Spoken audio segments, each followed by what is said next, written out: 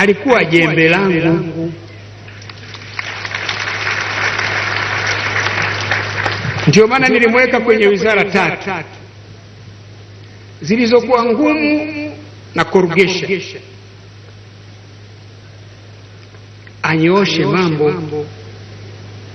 Nilipoanza nilianza naye kwa wizara ya ardhi. Nikamwambia bwana, hawa watu wa ardhi hao wameshindikana,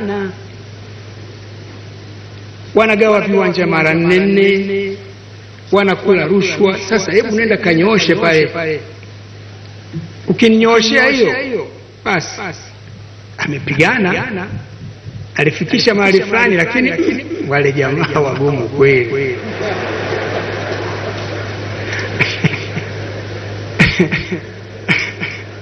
Sijui kama rais utapata dawa ya watu wa ardhi. Ukipata hiyo wote tutakushangilia. Nilipeleka wizara ya mifugo. Dhamira yangu ni kwamba hii sekta ya mifugo, jamani, ina wachungaji tu. Tutoke kwenye kuchunga tuingie kwenye kufuga, ili maziwa yapatikane mengi na nyama ziwe nyingi na ngozi ziwe nzuri. Amefanya kazi kubwa na nzuri. Kamba kuna uvuvi mwingi haramu baharini huko, samaki wanakwisha. Alikuwa hodari, alikuwa ananipigia hesabu ya samaki wa ziwa Victoria, sato wangapi. Lakini waliokuwa wavuvi haramu cha moto walikiona.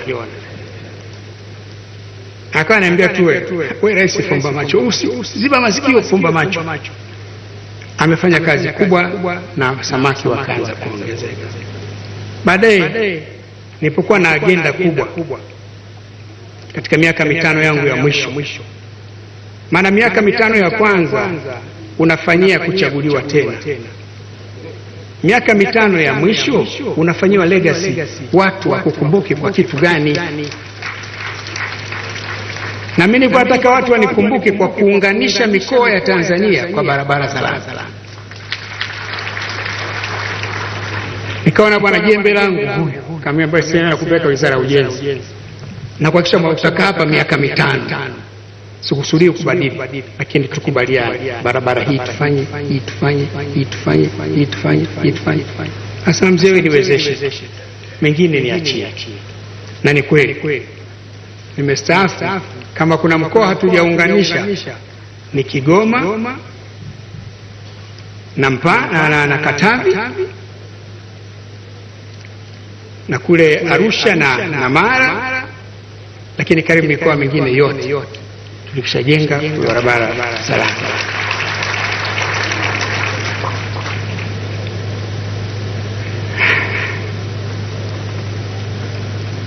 Katika kipindi hicho cha kufanya naye kazi kwa karibu, ndipo nilipojiridhisha kuwa ndugu yetu huyu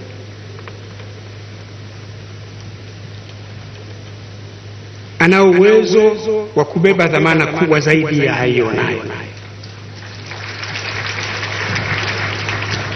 hata ya kuliongoza taifa letu. Alikuwa mtu mwadilifu, mchapa kazi, mfuatiliaji makini kweli kweli, lakini alikuwa havumilii uzembe, wizi wala ubadhirifu.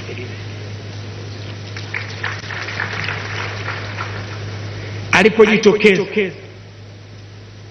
kuomba uteuzi wa kuwa mgombea urais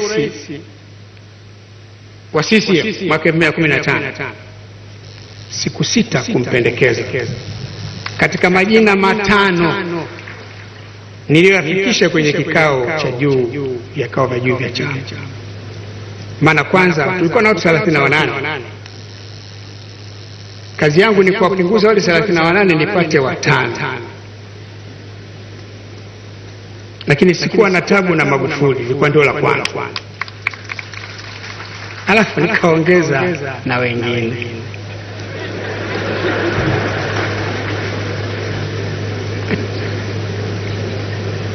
Na majina yale unakaa nayo wewe mwenyewe. siri yako. Wako wengi walikuwa wanakuja, wazee wastaafu, kina mzee Mangula, vipi mambo yanakwendaje, lakini fulani vipi, fulani vipi, fulani usimweke, ambaye nimesikia. Mzee mwingine nani, ambaye nimesikia. Majina yale mara ya kwanza niliyatoa kwenye kamati ya usalama na maadili ya Chama cha Mapinduzi. Mjadala mkali. Kwa nini umemwacha fulani? Kwa nini umemwacha fulani? Kwa nini umemwacha fulani? Hawa uliowaleta wote hawatoshi, wepesi. Tukabishana, tukakubaliana. Tukaenda kamati kuu, ndio nanga ziliwaka. Maji. Tumekaa mpaka usiku wa manane. Na tutoka pale usiku wa manane, kazi yangu mimi ni kujenga hoja kwa nini yale majina matano. Nikamwambia jamani, lazima sasa mimi ninayeondoka tukabidhi kizazi cha wadogo zetu.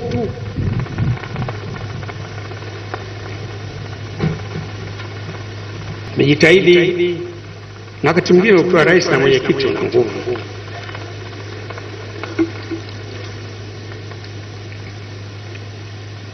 Tukakubaliana, tukaja neki kwanza, tukaanza kwa kishindo, lakini tukazungumza kwa hoja mpaka tukakubaliana. Kwanza majina ni yale matano, hatuongezi hatupunguzi. Ndio tukapiga kura, tukapata matano. Tulipita kwa vipindi vingine, mambo mengine katikati hapo, lakini kwa sababu baadhi ya hayo nimeshayaandika katika kitabu cha maisha yangu ninachokiandika, yatatoka wakati huo. Wakati sasa leo tuzungumze mambo mengine.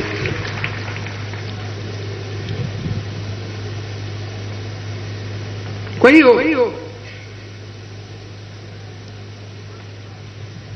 Waswahili wanasema akutukanaye hakuchagulii tusi.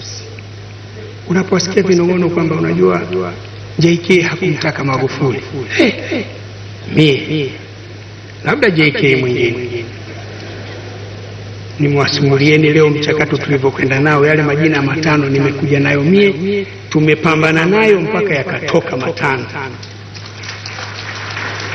na la kwanza lilibaki kuwa la JPM nililoliweka mie, na nashukuru kwenda mpaka mkutano mkuu ikawa hivyo. JK anamchukia Magufuli, labda mwingine sio mimi. Unamchukiaje mtu uliyemkabidhi ilani ya uchaguzi na ameitekeleza kwa kiwango cha juu sana? Utamsababu kwa sababu ipi? Lakini kasa, unajua duniani waganga njaa wengi, wengine wanapata mradi wao kwa kuongopa. Kwa kasema bwana, maaskofu wanatufundisha sema hajui alitendalo samehe. Mimi na yeye tulikuwa tukutane tarehe 2 Machi. Alipokuwa ziara katika mkoa wa Dar es Salaam, alikuwa anikabidhi nyumba aliyenijengea yeye, maana imejengwa na serikali yake, nyumba ya rais mstaafu. Bahati mbaya haikuwezekana kutokana na kuingiliana kwa ratiba na majukumu yake. Natamani tungerudisha ile tarehe nyuma kidogo, ili lile tukio litokee, pengine ningeweza kupata picha yetu ya mwisho na mkutano wetu ya mwisho ya ukumbusho. Tungetaniana na kucheka kama tulivyokuwa tunafanya kila tulipokutana mimi na yeye. Mwenyezi Mungu amepitisha hukumu yake, amepitisha uamuzi wake. Haikutokea na haitatokea. Mama Janet, watoto wako na familia, mimi Salma naye tunakuja naye na familia yetu, tuko pamoja nanyi katika majonzi na kuomboleza msiba huu mkubwa. Pigo hili ni kubwa kwetu sote kama nilivyoeleza. Nyinyi mmekuwa karibu sana kwetu sisi kuliko watu wanavyofahamu. Napenda niwahakikishie kuwa majonzi yenu ni yetu na uchungu wenu ni wetu pia. Tutaendelea kuwa karibu nanyi kama ilivyokuwa siku zote. Ninyi ni sehemu yetu, nasi ni sehemu.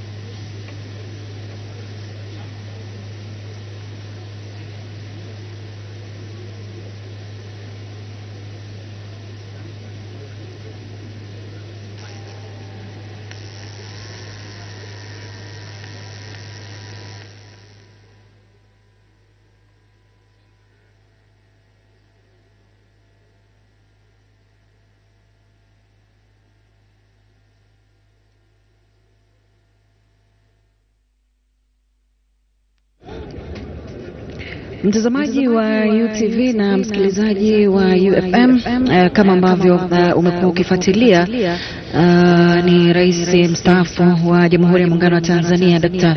Jakaya Mrisho Kikwete alikuwa akizungumza hapa, na hakika leo inabaki kuwa ni siku ya historia. Pengine tuendelee sasa kusikiliza.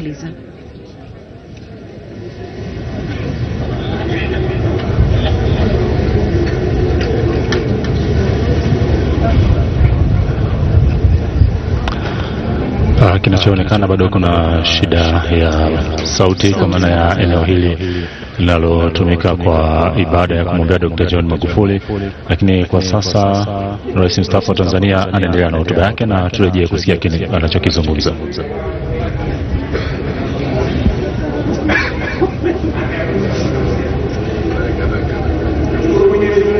Kwa kumheshimisha na kumpa mwisho mwema, tuendelee kumwombea kwa Mola ampe mapumziko mema, na kesho siku ya hukumu amjalie pepo. Mheshimiwa Rais, nilipata fursa ya kuisikia hotuba yako nilipokula kiapo cha kuwa rais wa nchi yetu, na ya pale Dodoma wakati tukimwaga rasmi mpendwa wetu. Nikiri kuwa maneno yako yalinifariji sana. Nimefurahi kuwa ilikuwa hivyo kwa Watanzania wengine wengi. Sisi tuliostaafu tofauti na nyie tunao muda wa kutosha wa kusoma maoni katika mitandao. Mapokeo ya hotuba yako, hotuba zako ni mazuri sana. Umetufariji wa Tanzania, umetufuta machozi, na muhimu zaidi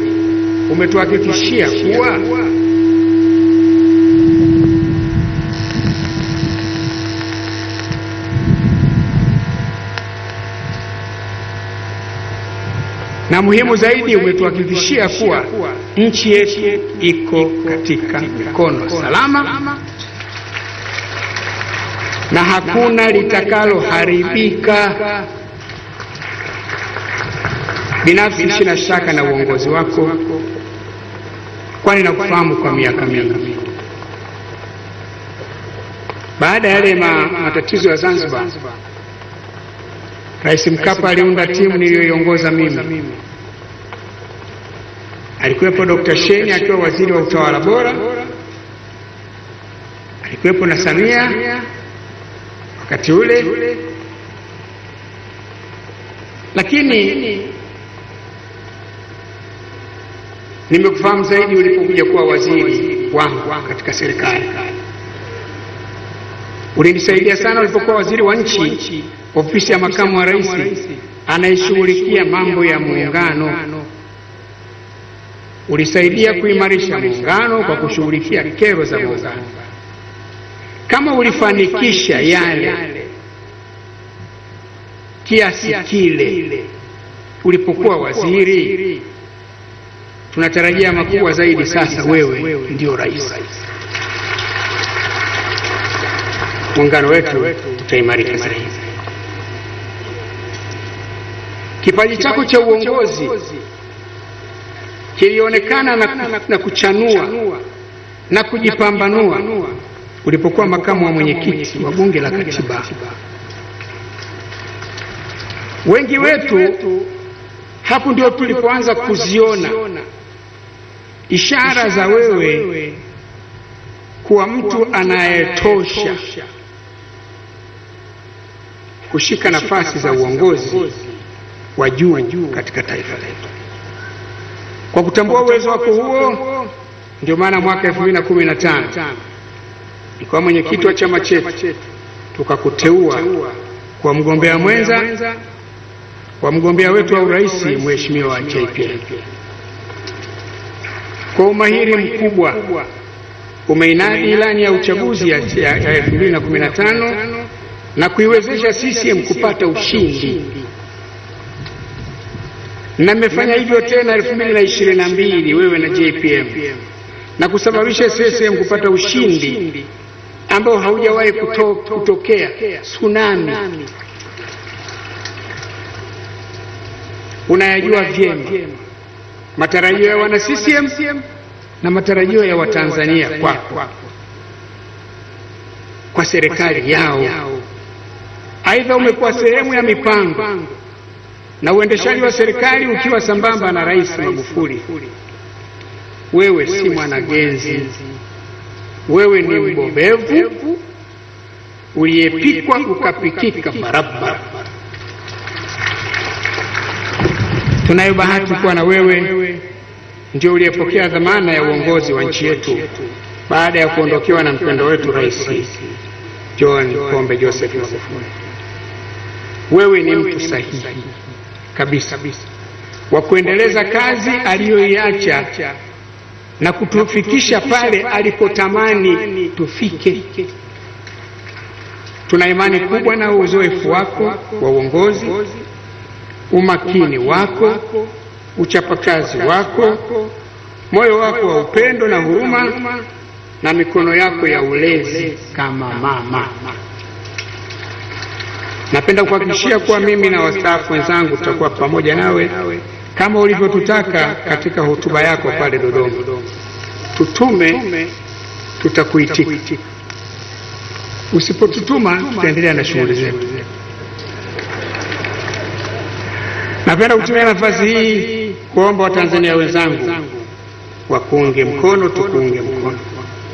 Mwisho, inaniwia vigumu sana kuamini kwa sitapata tena nafasi ya kuonana na ndugu yangu, rafiki yangu Dr. John Pombe Joseph. Inaniwia vigumu kuamini kwa sitasoma tena meseji zake za simu za usiku wa manane na kupokea simu zake za mashauriano katika mara kwa kikao. Unaona simu sana, ukisema simu saa 8 ya usiku inapiga, ujue JP inaita.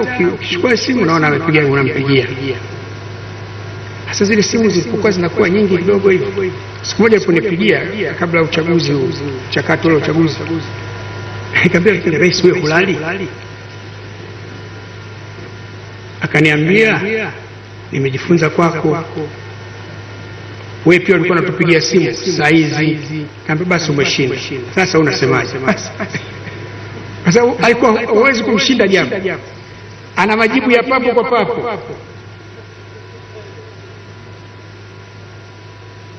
Inaniwia vigumu kuamini kwa Dr. John Pombe hayuko nasi tena kimwili, lakini kifikra na yale aliyotuachia tutaendelea kuwa naye. Nafarijika sana kwamba ameacha alama ambazo zitadumu daima nchini katika mioyo ya Watanzania waliopo sasa na watakaokuja miaka mingi ijayo.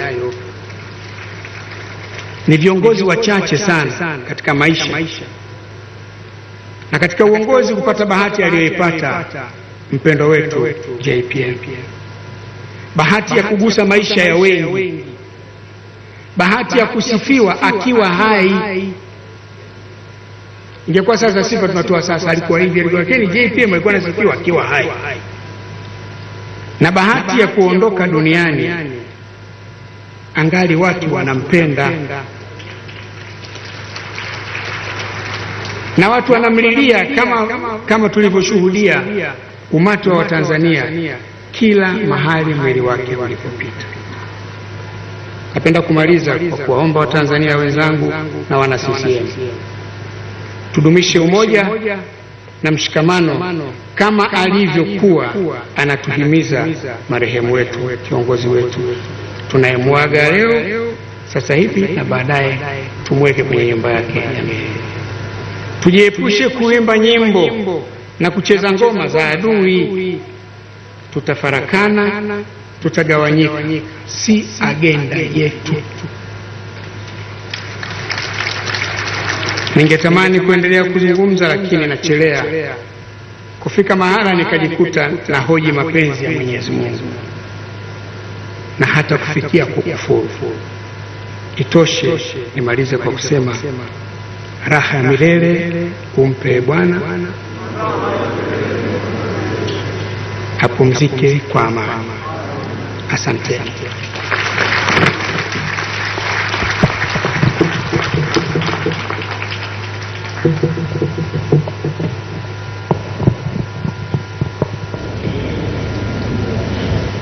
Mheshimiwa Rais, waheshimiwa viongozi mbalimbali na waombolezaji, baada ya maelezo hayo ya Rais wa Jamhuri ya Muungano wa Tanzania awamu ya 4 Dr. Jakaya Mrisho Kikwete, sasa nina heshima ya kumkaribisha Rais mstaafu wa awamu ya 2 wa Jamhuri ya Muungano wa Tanzania, mzee wetu Ali Hassan Mwinyi, naye kuja kutoa salamu zake.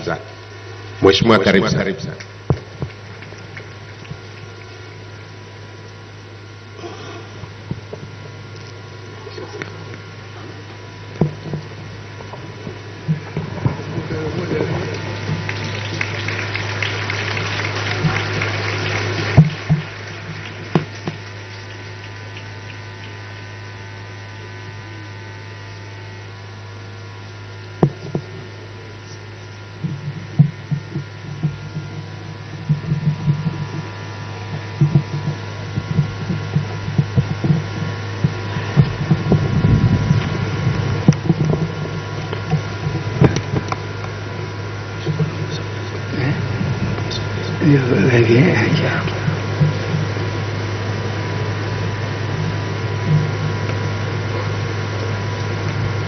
Mheshimiwa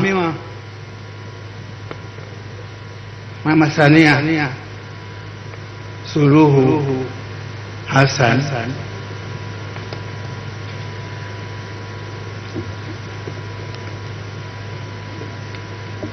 Rais wa Jamhuri ya Muungano wa Tanzania, kwanza niombe msamaha hapa. Nimezoea kuwaita wanawake kwa kwanza kwa mama, kuita Mheshimiwa Mama Suluhu Mama Samia Suluhu.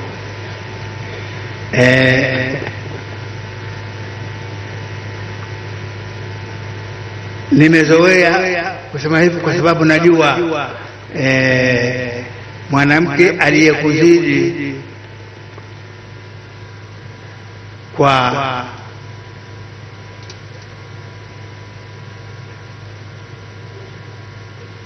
shughuli, hata kwa kimo ni mama huyo.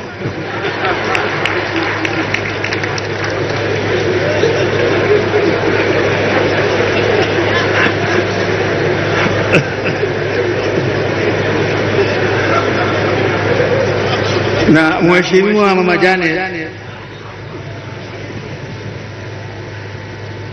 Magufuli pamoja na watoto wetu, nasema watoto wetu, si wako peke yako, watoto wetu, nasema poleni Mheshimiwa Dr. Hussein Ali Mwinyi, Mheshimiwa Kassim Majaliwa, Waziri Mkuu wa Tanzania, Mheshimiwa Othman Masoud, makamu wa kwanza wa rais wa Zanzibar, Mheshimiwa Hemed Suleiman Abdallah, makamu wa pili wa rais Zanzibar, Mheshimiwa Jakaya Kikwete, rais mstaafu Tanzania, Mheshimiwa Dr. Ali Mohamed Shein, rais mstaafu wa Serikali ya Mapinduzi, Mheshimiwa mawaziri wa Bunge na wawakilishi, Waheshimiwa viongozi wa dini na viongozi wa vyama vya siasa, wanahabari, mabibi na mabwana, itifaki imezingatiwa. Assalamu alaikum.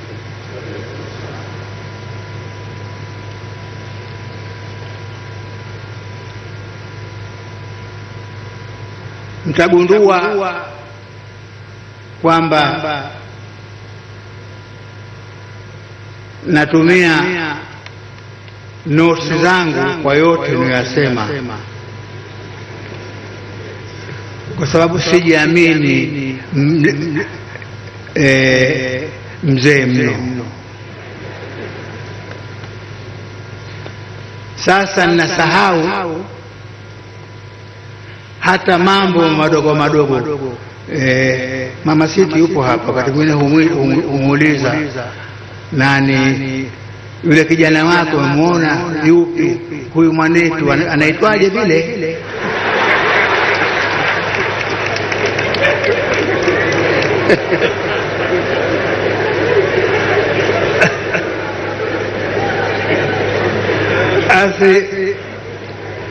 Nasema haya kwa sababu nimepata funzo kubwa kwa hotuba yangu niloitoa katika maziko ya ndugu yangu Mkapa. Nilianzia kwa viatu nikaishia kwa viatu. Ilhali ya kuwapa kusemwa niliyasahau.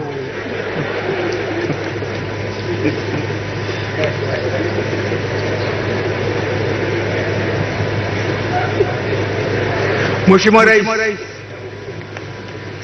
naungana na Watanzania wenzangu katika kutoa pole kwa familia ya mpendwa wetu aliyekuwa rais wetu Dr. John Pombe. Kwa kweli niliemewa kwa huzuni ilivyokubwa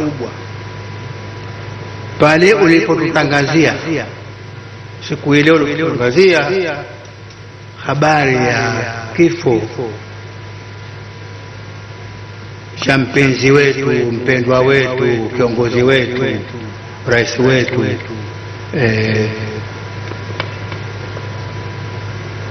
mzee Magufuli. Uzee bado haliowa mzee, uzee ameupata kwa kuwa rais. Basi msistaajabu kumwita mzee Magufuli. Usiku ule baada ya kupata habari ile sikupata usingizi, kwa sababu mimi ni mpenzi mkubwa wa viongozi, na Rais Magufuli ni mmoja wapo ya viongozi, na nilimpenda sana.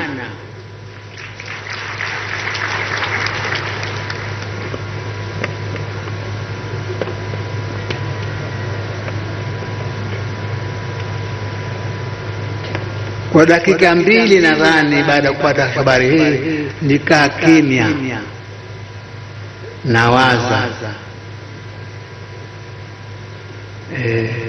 ndugu makamu anasema kweli,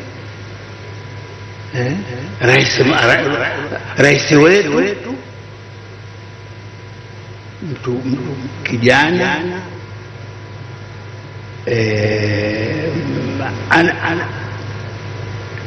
ana fikra, ana mawazo, ana manufaa kwa nchi yetu.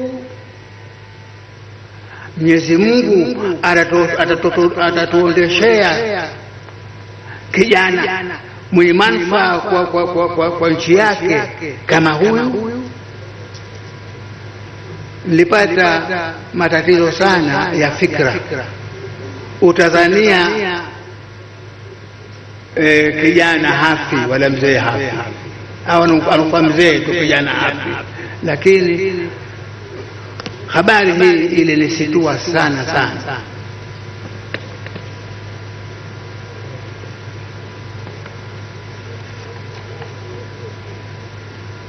Mheshimiwa Rais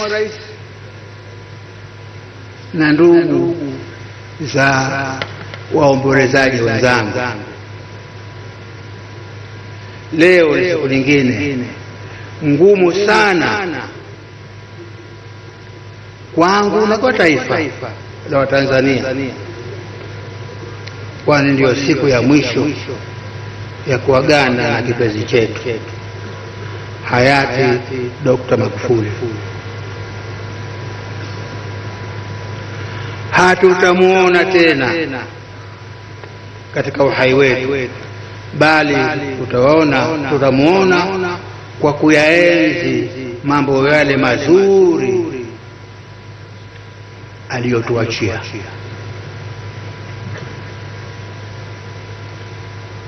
Miongoni mwa mambo aliyotuachia, jambo la kwanza nalo ni kubwa,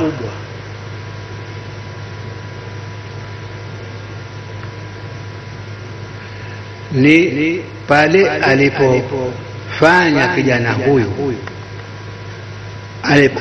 alipoamua kutekeleza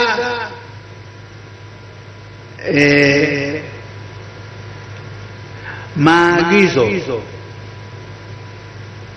ya baba yetu wa taifa marehemu Mzee Nyerere.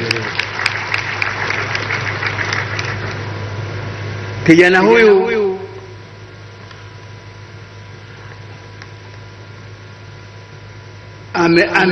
amewaza na kuamua tuhamie Dodoma.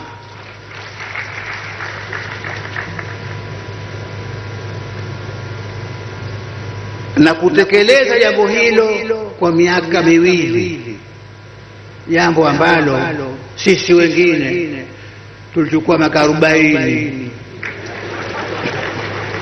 bado hatujatekeleza.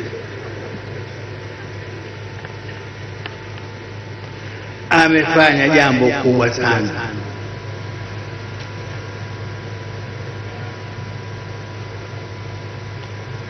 Si hilo tu, ndugu yetu huyu amefanya mambo mengi sana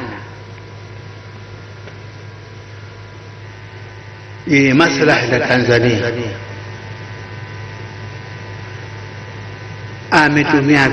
Ametunavya uso kwa wanavyosema Waswahili, mambo makubwa mazuri ya maana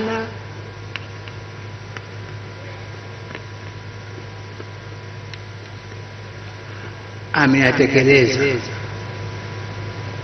kwa niaba yake na kwa niaba ya wale ambao tuliajizika hatuwahi kuyatekeleza au kuwatekelezea wenzetu katika nchi yetu.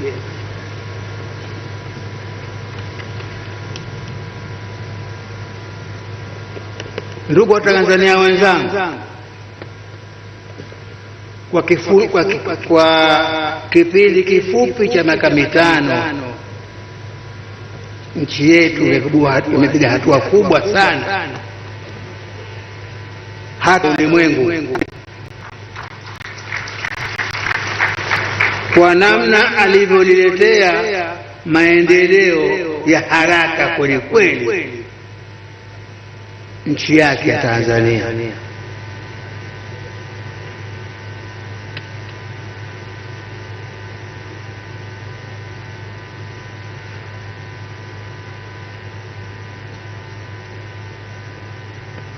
Hayati Dr. John Magufuli ameweza kuunganisha nchi yetu kwa barabara za lami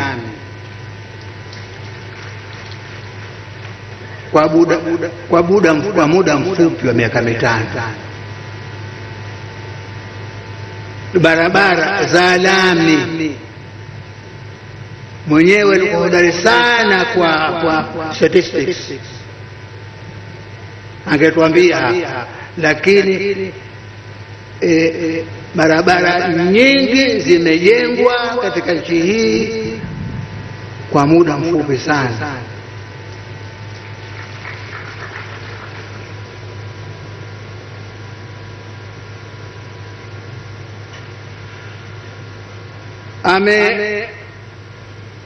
Amestawisha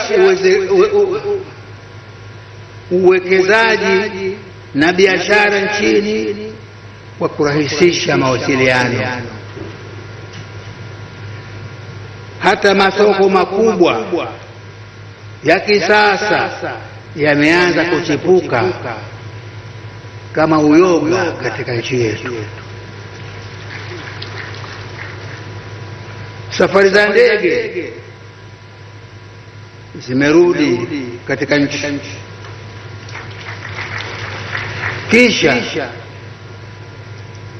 si za London na Dubai tu au London na Dubai au na Mwanza, lakini ni madege yetu wenyewe ambayo yanakwenda kila mahala. Ndio maana hivi sasa tuko hapa.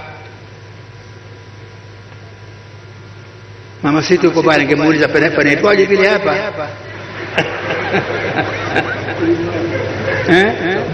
Chato.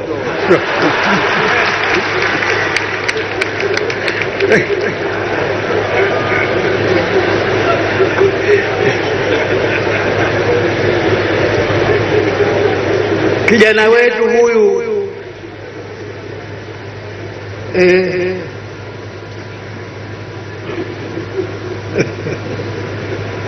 kijana wetu huyu amewaondolea wa machinga, ndio huitwa, ameondolewa machinga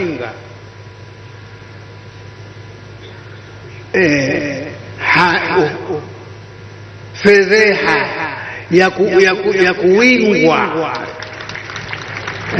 ya kuwingwa katika kando za nini za barabara.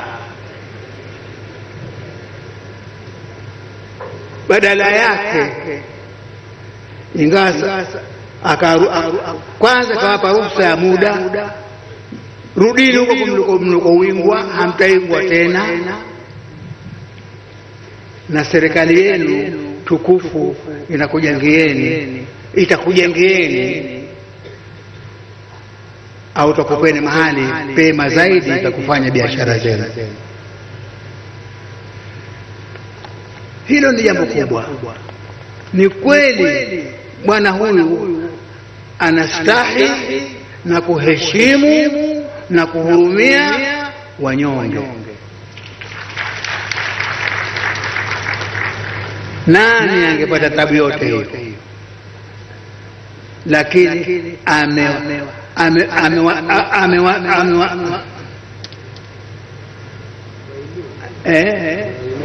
amewainua amewainua.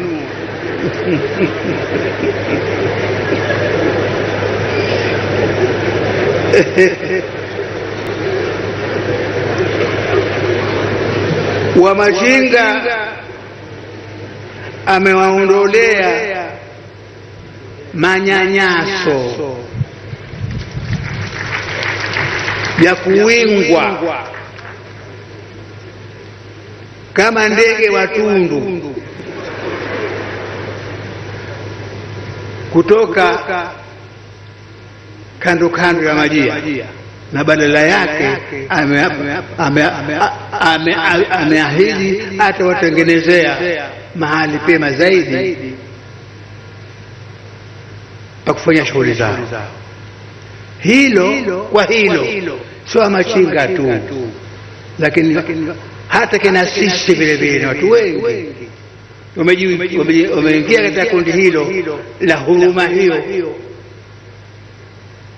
ya kwa sasa wamepata mtu atakaye wasemea, atakaye wathamini na kuwafanya watu wa maana kama walivyo kila mtu hapa, kila Mtanzania katika nchi yetu.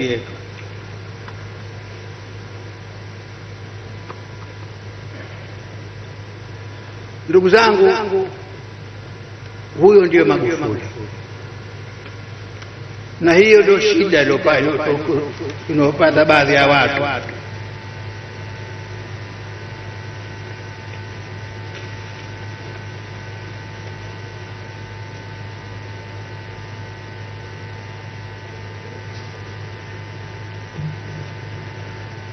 Mtanisame, sijui nisome au niseme, naona yote mamoja.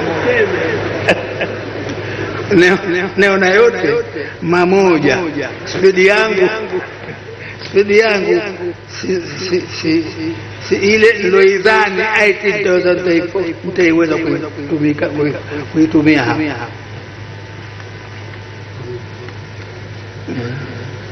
Ngoja kwanza akija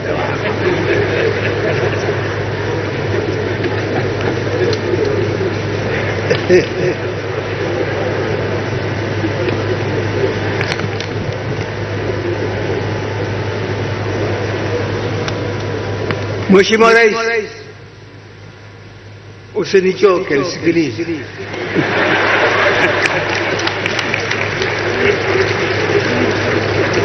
Na Watanzania wenzangu,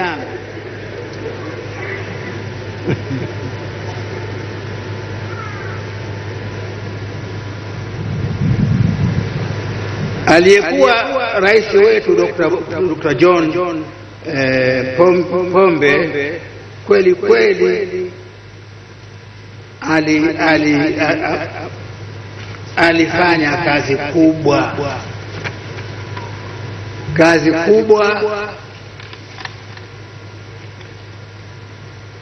ya kuinua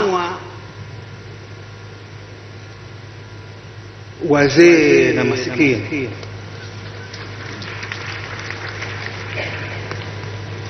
Narudia, kwa kipindi kifupi cha miaka 5 nchi yetu imepiga hatua kubwa hata kuushangaza ulimwengu kwa namna alivyoletea maendeleo ya haraka nchi yake.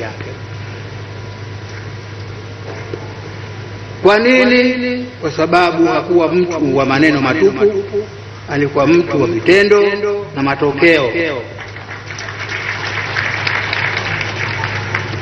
na mfuatiliaji na asiyechoka wala kukata tamaa. Hayati Magufuli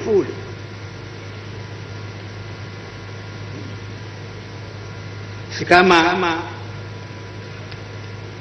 kaunganisha nchi tu kwa barabara. Sasa hata masoko makubwa ya kisasa yanaanza kuchipuka kama ulivyosema, kama uyoga nchini mwetu.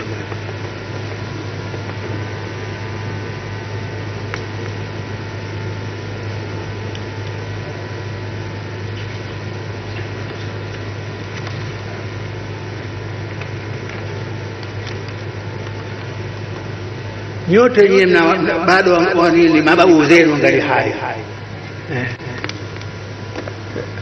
Kwa hivyo nasi mnazungumza nao na mshajifunza subira ya kuzungumza na mzee.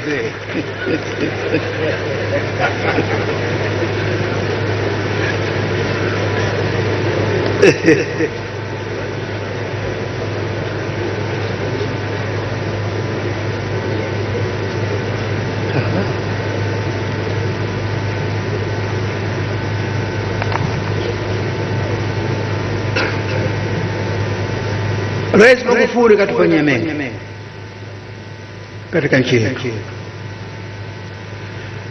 na kuondoka kwake ni msiba wa kila mmoja wetu.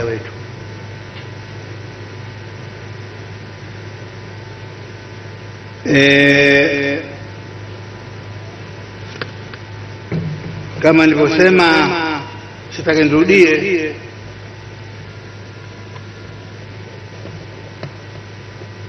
amefanya mengi na lobakia na kila mmoja alifikirie jambo hili.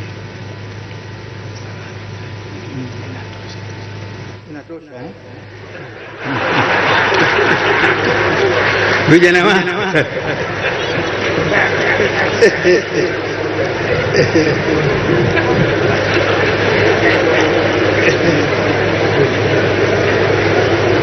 Mheshimiwa Mama Samia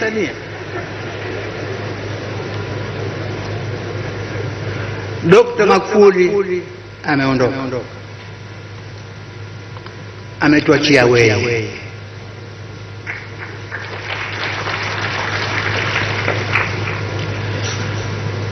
Ametuachia wewe ambaye ulikuwa msaidizi wake wa karibu sana. Kwa hivyo alichokusudia nani hayati ndicho ulichokusudia wewe. Nilifurahi sana siku ile uliposema kwamba jamani, huyo aliyosimama hapa ndio rais wenyewe huyo. Maana yake yaliyofanyika na yatayofanyika bado mimi ningalimo, mimi ni sehemu ya mipango hiyo.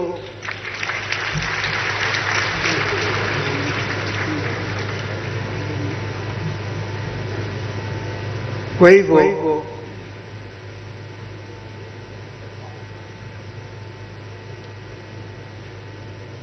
sina la kusema, ila nisema nikupe nini, nikuombe upokee mambo mawili.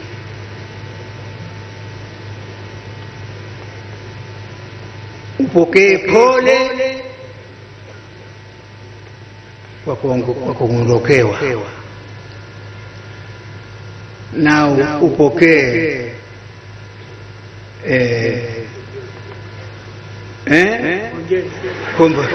nopokee pongezi. Upokee pongezi kwa kupanda cheo.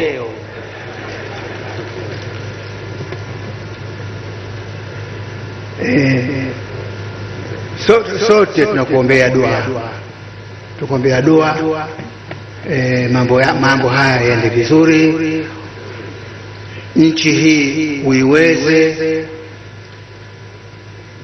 bila shaka yote, maana umeshaiweza.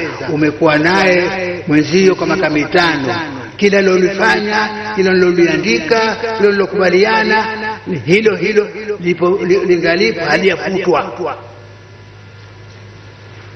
Kwa hivyo tunatumai kwa mambo yatakuwa hivyo.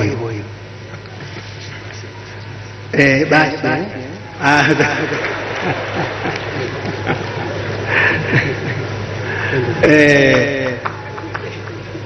ndugu zangu,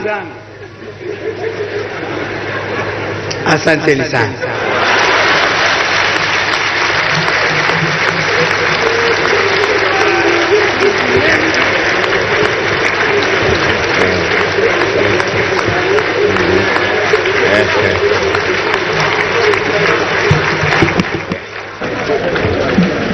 Mheshimiwa Rais,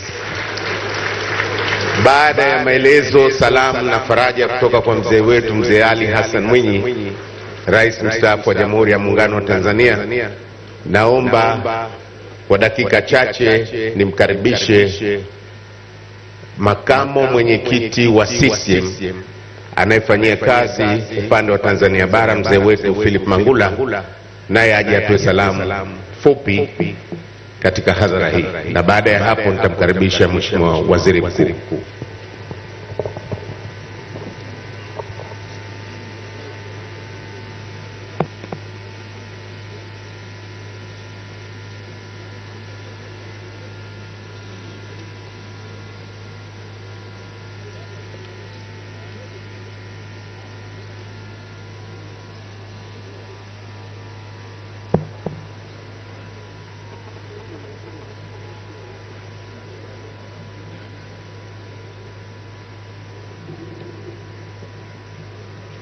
Mheshimiwa Rais wa Jamhuri ya Muungano wa Tanzania, Mheshimiwa Samia Suluhu Hassan, Mheshimiwa Rais